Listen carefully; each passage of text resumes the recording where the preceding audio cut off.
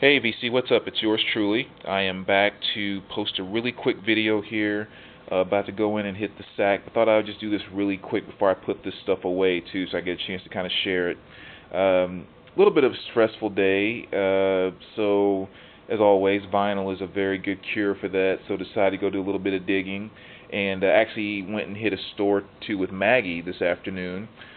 She's having kind of a tough time too in terms of her hurting her foot and all that stuff, and she's hobbling around and on crutches and all that. But of course, nothing that little digging couldn't take away some of that pain as well. So picked up a couple of things, and we also had gotten a couple of things for each other that we swapped. So I just wanted to share that really quick before I kind of put it all away. But again, sometimes when I'm having tough days, this is a kind of a good way to get past that stuff. So let me show you some of the things that I picked up here.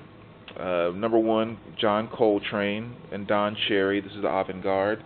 And you guys know how much I've been talking about Coltrane lately, so again, this is just kind of another piece added to the collection there.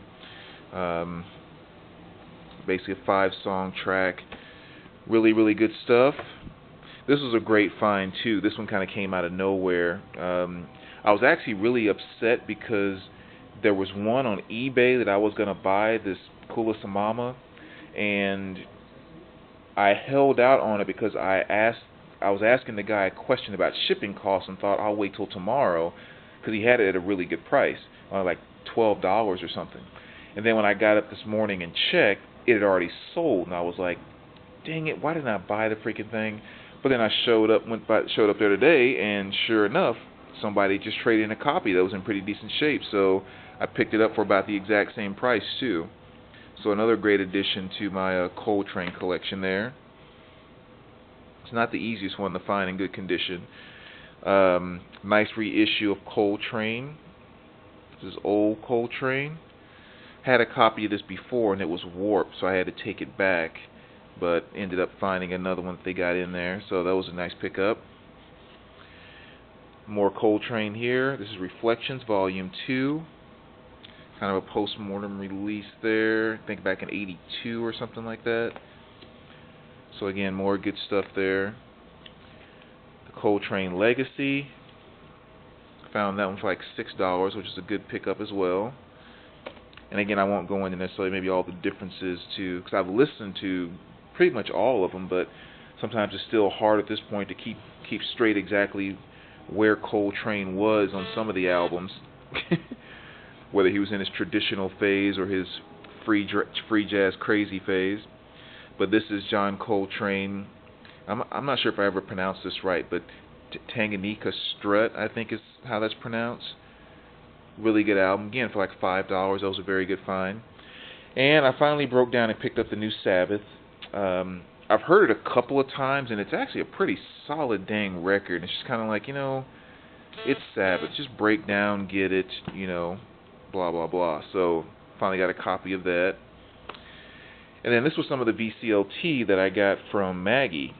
She knows that I've been, becoming a pretty big Diane Krall fan, especially recently. And this is just one of her double LPs here, which is Ragdoll? What's it called? Glad Ragdoll. One of her more provocative covers, too. Typically, she doesn't go for the sexy thing as much as the, kind of more jazz, kind of like what you see on the back cover there, more kind of jazz vocal, 60s class, 50s class type thing. But I guess on this cover she decided to just say, hey, whatever, I can sing good, I look good, so why not share both?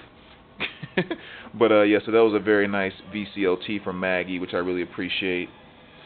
As well as, too, I guess she also had gotten the CD for me as well, which is some more Diane Krall. And this is The Girl in the Other Room. I'm not familiar with this one, so I'm really looking forward to seeing what this one sounds like. But she's definitely a vocal jazz artist that I'm really starting to get into a lot more now.